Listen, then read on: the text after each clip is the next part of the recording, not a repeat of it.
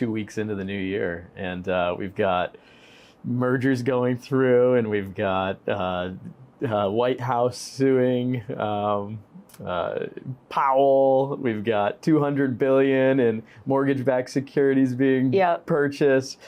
I don't know if we could have scripted a more exciting start to the new year. Yeah, and the funny thing is that, we try to plan so much, and then something happens, like the president decides that, he's going to have his, the government buy $200 billion in, mortgage-backed securities.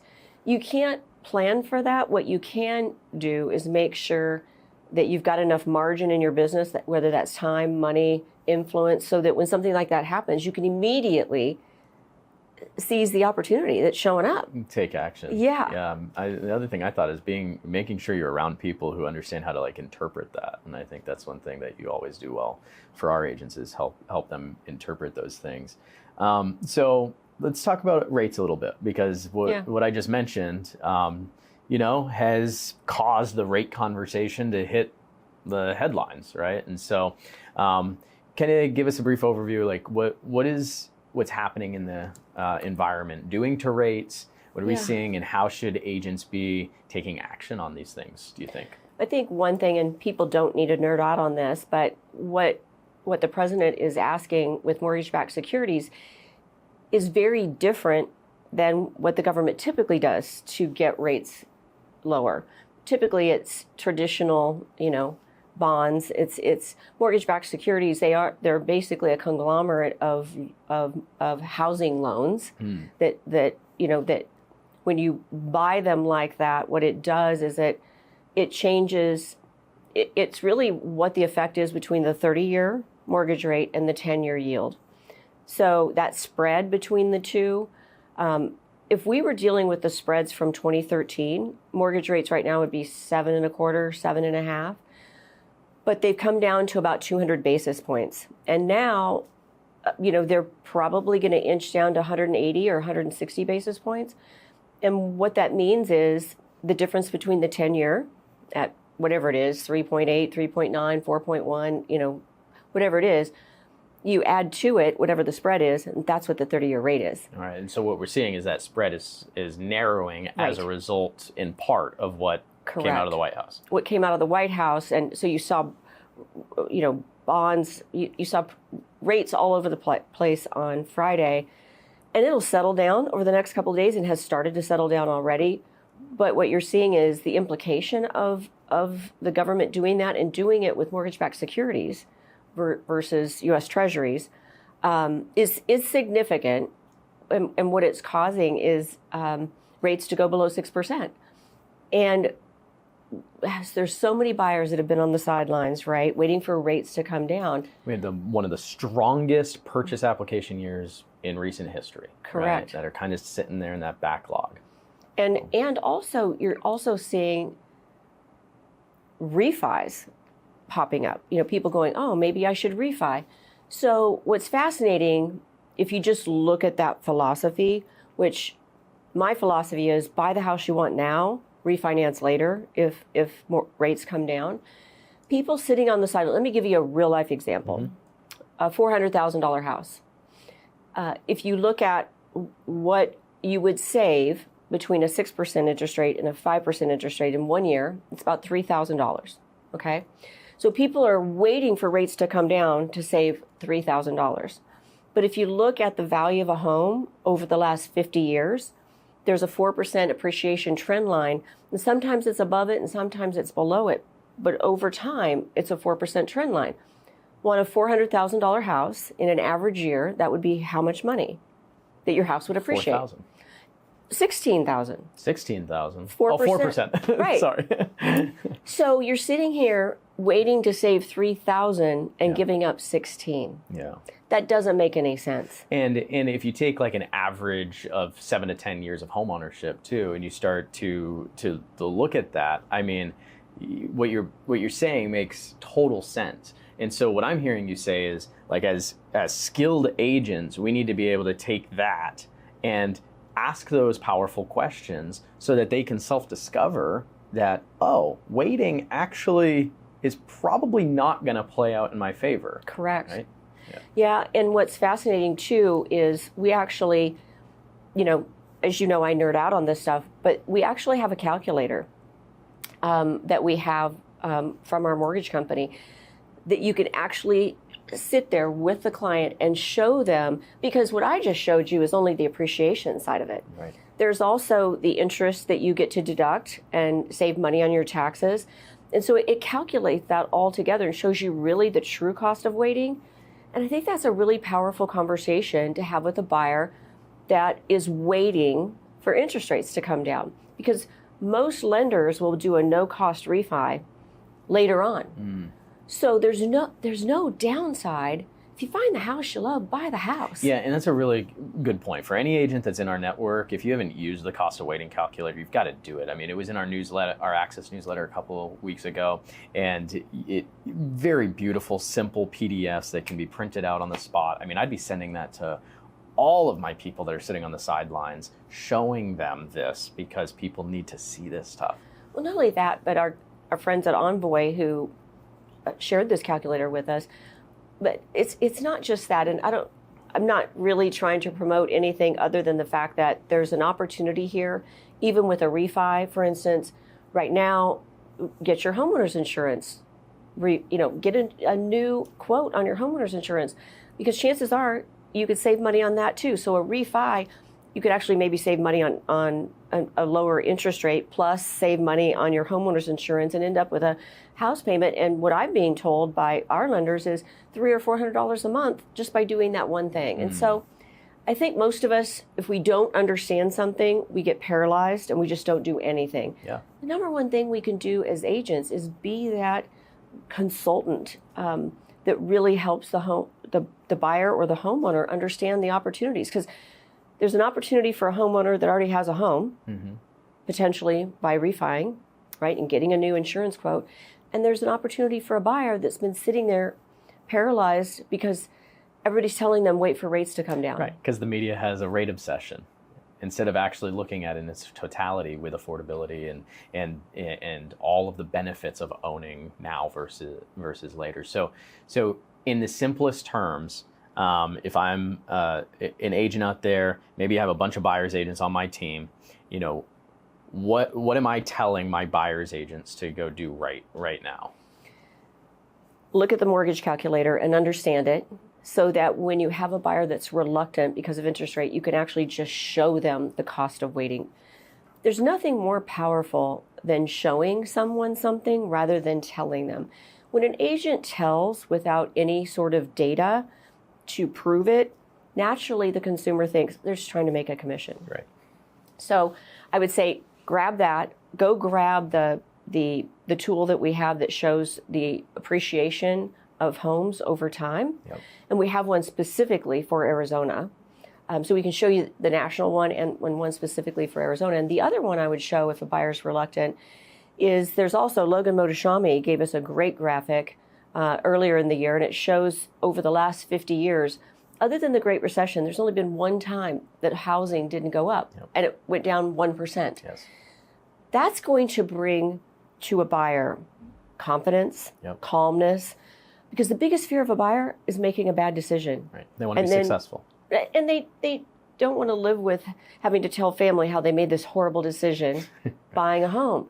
When you can show them empirical evidence, not just anecdotal, that over time this is a good decision, especially if you're going to live in that home for more than 5 years, which most of us do, there isn't a time in history that you're going to be harmed. In fact, you're going to make money. Yeah. So it just makes sense. And it's also owning a home is also a really great thing to have to help with inflation, because you're locking in the cost of housing. Housing, when you look at the inflation numbers, which yesterday they came out, they're at 2.7. Inflation's definitely under control. But housing makes up 50% of inflation. So if you can control your housing costs by buying a home and getting a fixed rate mortgage, even if inflation goes up, you're going to help yourself by keeping your family's budget under control. You've locked in a large part of that household budget. A large part of it. Yeah. So with rent, you're kind of subject to. Exactly. So, all right. So we've got we've got that as a major conversation happening to start off the year. We also have this thing happening out there, and I didn't check inventory in Arizona this morning, but you're in touch with inventory across the country just by the nature of who you're coaching and talking to. What's happening nationally, would you say, with inventory, and how's that contributing to what agents need to focus on this year?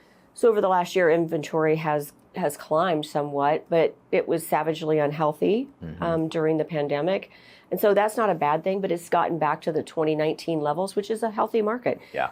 Most real estate agents... I think that's one thing to put a pin on, like healthy, right? Like it feels like different. In some places it's different or a lot, but it's like, it's just healthy, and you haven't been used to that for a while. If you haven't been an agent more than 5 years, you've never dealt with inventory like we have, and it feels high. It feels like there's a lot of inventory, but the truth is it's a very normal, healthy market. Actually, a normal market is inventory of 5 to 6 months. We only have a couple of months of inventory. So it's still really low. Yeah. So inventory is not an issue, not a problem. Inventory grew this year, and I think probably in June it was probably the highest it's been all year. But having inventory and having homes sell within 60 days, that's a dream. That's a dream that I didn't live for several years. It was 5-6 months before a home would sell. So with that change, right? I've seen this trend. You almost have to remember as a listing agent some of the things. I mean, you've got carrying costs with your listings. You've got seller expectations that you have to take into consideration and make sure they understand that things aren't going to move as fast. You've got pricing considerations. Right? What are the other things, perhaps, that teams that control a large inventory should be thinking about when it comes to their listings? Is there anything that comes to mind? Well, I think a lot of agents, because they might not have the skill level, they're afraid to have that conversation with the seller up front. Rather than really sharing with them, because if you look at the trend of a house on the market over time, the percentage of the sales to list price goes down. Yeah. And so against the original list price. And so when you look at that, and maybe somebody has a time horizon and there's a particular reason that they don't want it to sell quickly. But for the most part, the faster a home sells, the more you're going to get for it. And I know some sellers would be afraid of, oh my gosh, I might underprice it. If you underprice it, the market's going to tell you that too. The market's going to push. You're going to probably get more than one offer, which will bring it up to whatever the market is anyway. So sometimes if somebody is in a hurry or really trying to maximize their dollars, I suggest that they underprice it a little bit, get a bunch of people through that home. It's going to end up maximizing the price that they do get. Well, I'm super excited on this conversation. I mean, we're bringing a tool to the Arizona market that no one's seen. And it's going to actually help with that exact conversation. This sense that sellers have that, oh, maybe I didn't get the max that I want. And so I'm excited because we're going to bring a little bit more transparency to the offer process. Yeah. And the competitive environment that we're creating with our listings. So more on that later, but I think that's a relevant topic. It so is. So, and sellers are going to feel a whole lot more confident at the end of the day that they did get the best price. Yeah, there's kind of a win on both sides of the equation, right? So, with inventory kind of normalizing in a lot of markets. Okay, these are the conversations. How are you suggesting your team go out and get more listings? On the prospecting end of things? Yeah, I mean, in any market, there are people that are going to have to sell and they're going to have to move. Just in some markets, it may be more challenging. And I say that because, everybody really thought with the interest rate lockdown that nobody was going to move.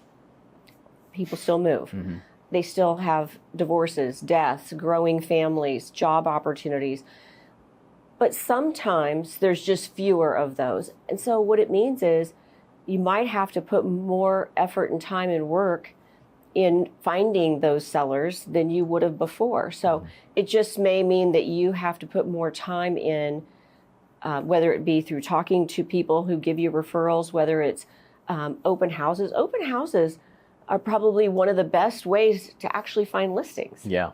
Not just buyers. Yep. And a lot of people coming through open houses are not represented.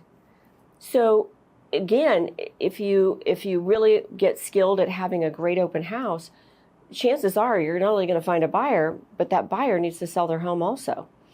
So, that's also a great way to find listings. And I'll tell you, the data coming in through our offices over the first 2.5 weeks is that the traffic in people's open houses is growing. It's growing, and we're having a lot of people through open houses, particularly unrepresented. So it's like, this is not just theory. This is what is actually happening out there in the market across the whole state of Arizona, and I'm sure beyond if people are listening to this outside. Well, because if you think about it, I'm not going to put my house on the market unless I've kind of done some digging myself to find out what's available for me to buy, right? So the chances of someone coming into an open house and wanting to and are looking to buy and them not having listed their home yet is very likely. So it used to be the opposite, especially when it used to be that people would put their house on the market and then go start looking. Okay. And today it's exactly the opposite. Buyers want to make sure they can find what they want and that there's enough inventory to find that. And so they're looking first and then listing. And so that's why I think people just have to realize that there's been a change in behavior, and that creates an opportunity. And the opportunity is that open houses absolutely can be a great place to find listings. This popped in my head. Do you know what the statistics are right now around new housing starts and they're low. Permits? Are they're pretty low right now? And that's just another conversation that's happening right now is what can the government do to really incentivize new home starts? Because the permits are low, and it's kind of across the country. Okay. And so, you hear a lot of different things, whether they'll work or not, it remains to be seen. So sometimes they put trial balloons out there, like the 50-year mortgage. Well, that went nowhere fast. Like that's not going to really make something happen. But one thing being talked about right now to incentivize home builders to start building is to get more first-time home buyers buying. How you could do that, one thing that they're talking about right now is, well, what if you allowed them to tap into their 401k without a penalty for a down payment on a house? So that is one thing that's being talked about right now. And I think that do you think the likelihood of that going, I think it's really likely. Yeah.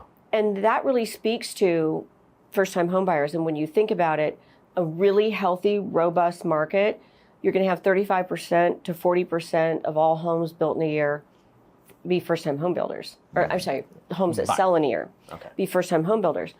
It's been running at like 23%, 24%, extremely low. And one of the reasons is affordability. Yep. So a lot of first-time home buyers typically will use FHA, or if they're a veteran, VA, which allows you to put 3% down to buy a home. Well, with an affordability issue, that's a problem. It doesn't really matter. It doesn't. Yeah. So, but if you could tap into your 401k and use some of those funds for the down payment without a penalty of having to put it back, it could also speak to the affordability issue. Right. Yeah. When you look at how much home prices have gone up in the last 5 years. Yeah. So I think it not only is likely, but could really impact first-time home buyers. Well, that's something that we'll certainly keep monitoring for sure. They just started talking about it. Yeah. So that'll definitely be front and center in the conversation to come. So we're clearly, what we're in right now is a skills market, and I'm just curious, how's your team working on their skills?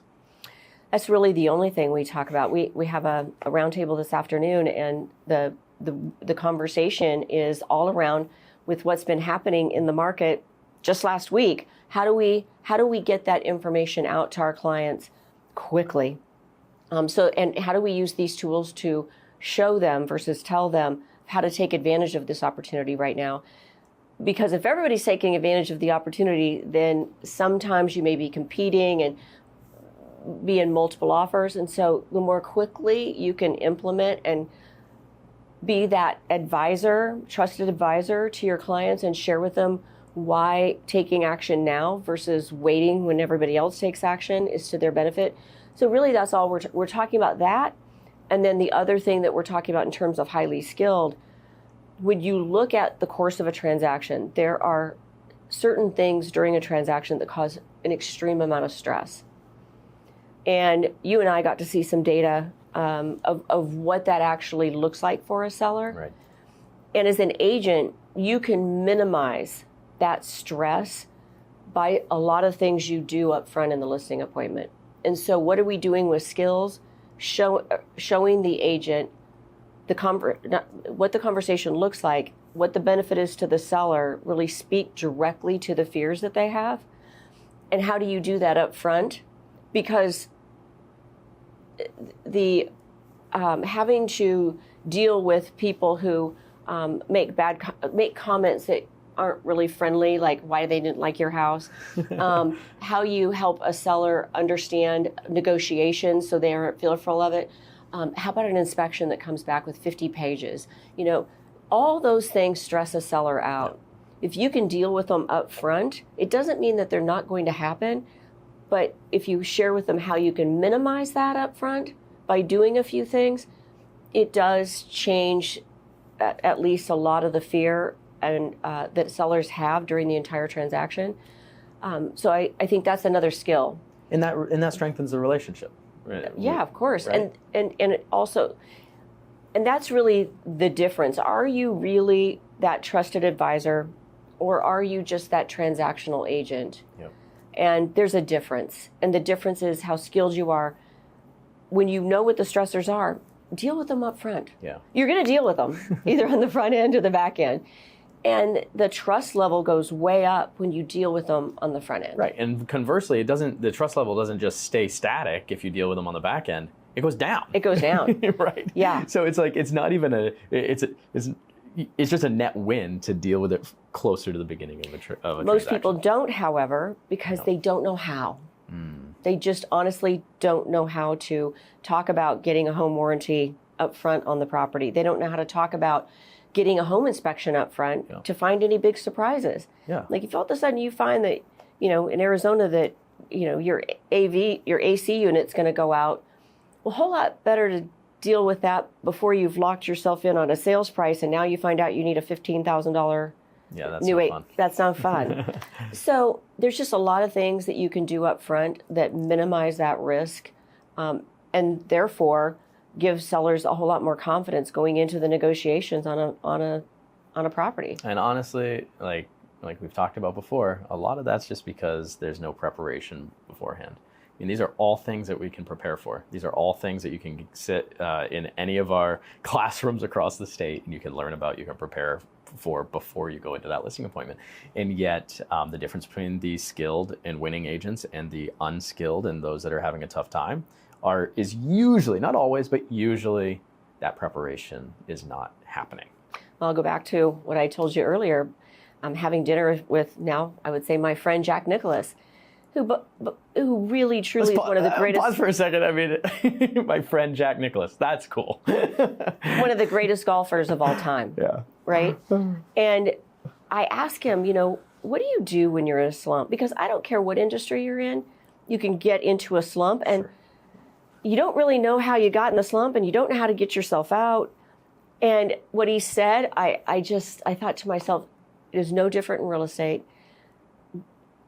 And if Jack Nicholas, who won 18 majors, came in second in 19 majors, says it's going to be true. And he said, when I go into a slump, he said, getting out of a slump is easy. I said, how is it easy? He said, you just go back to the basic fundamentals that got you to win in the first place. Yeah.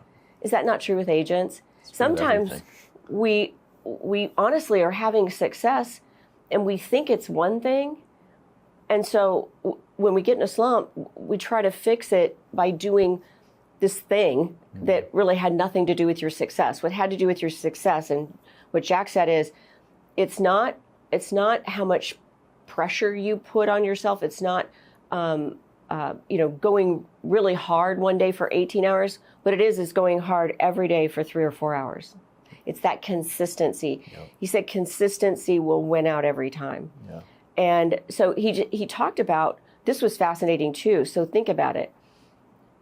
I asked him about pressure because he once, in 2016, made a putt that was 108 feet long. And his partner was going to chip it. And he said, don't chip that. You should putt it. And he's like, it's easy for you to say. Why don't you just come over here and show us?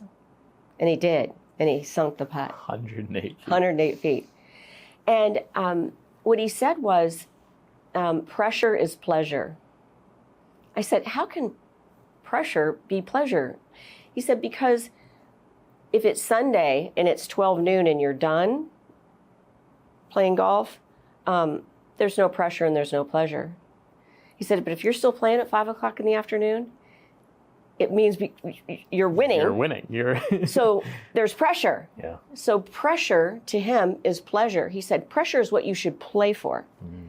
And so if you think about it, if you're going into a listing appointment, you're probably competing against other agents.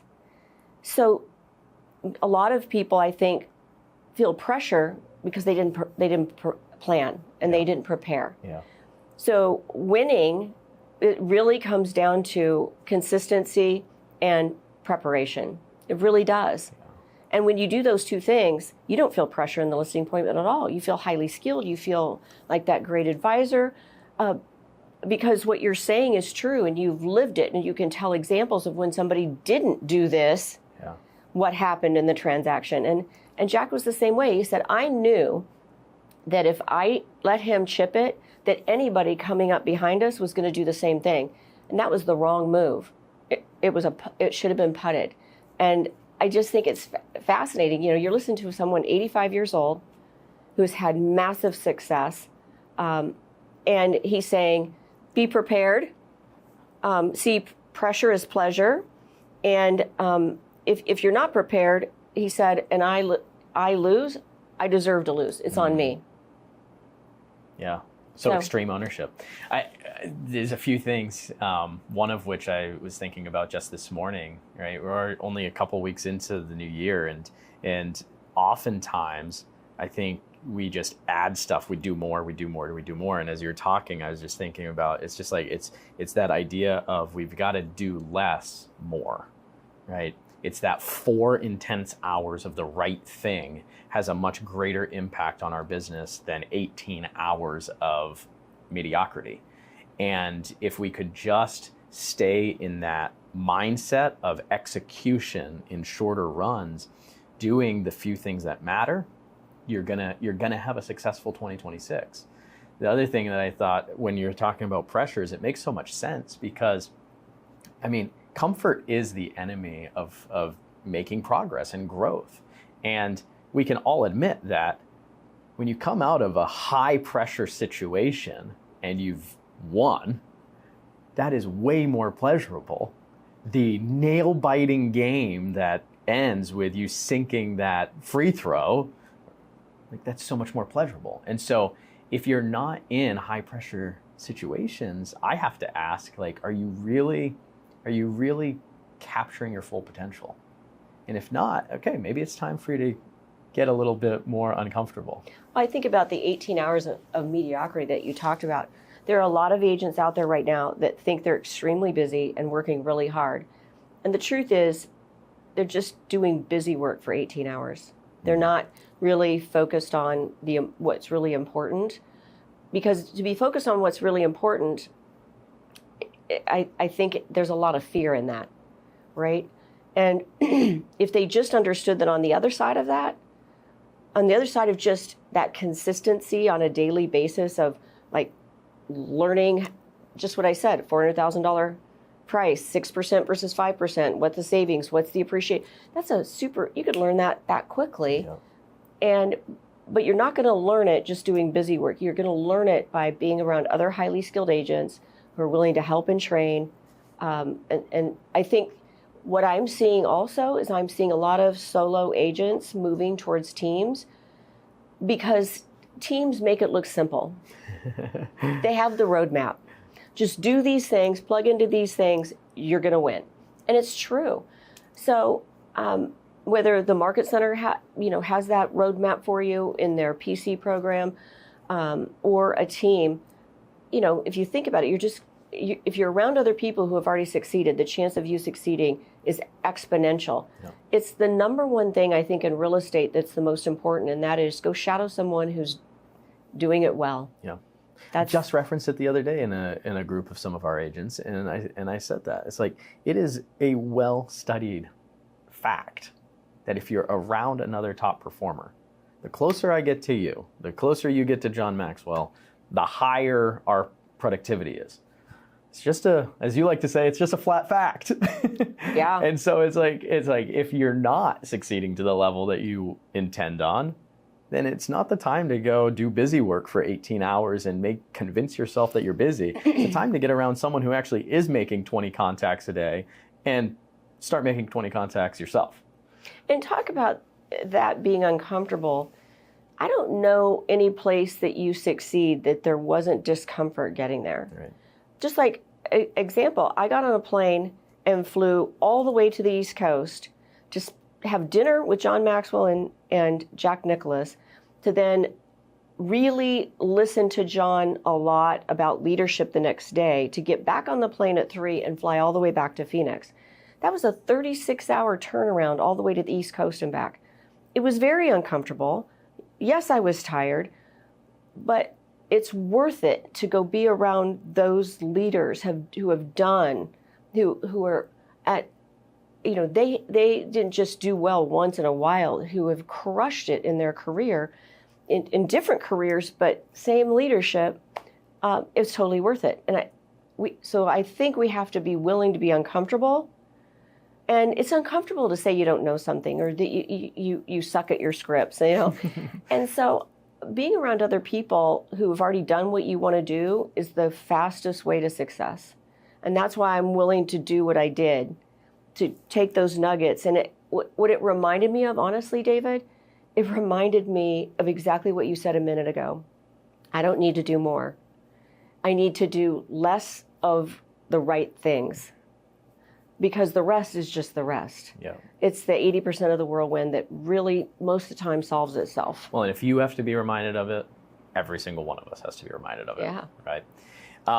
Guys, we built something really special here in the Access Network with our business partners, our agents across the state of Arizona. And if you are interested in accessing top talented people and businesses in a box, then I'd encourage you to click the link in our show description and reach out to myself, Kristan, anyone on our team. We'd love to talk to you more about the Access Network. Can I say one more thing about that? I suppose this is your show too. Well, because probably one of my biggest disappointments in being a real estate agent is that no one brought me opportunities. Because I think most people think the only way you can make money is go sell another house. And there's a lot of other ways to make money in real estate while you're selling houses. And so it was frustrating to me to look up and say, how can we go create this and allow our agents to plug into something that they're already doing in real estate and actually start to build wealth? So to me, when we say business in a box, it's true. And I think the beauty of it is the fact that you're already doing all these things anyway.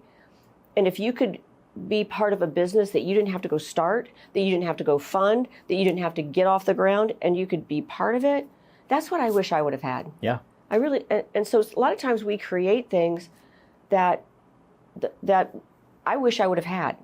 I was talking with one of our top agents. I mean, he has I don't know, 80 or 90% market share in this one particular community in northern Phoenix, right? And he remarked back to me, he said, what I love about being in business with you guys is I don't have to go find anything.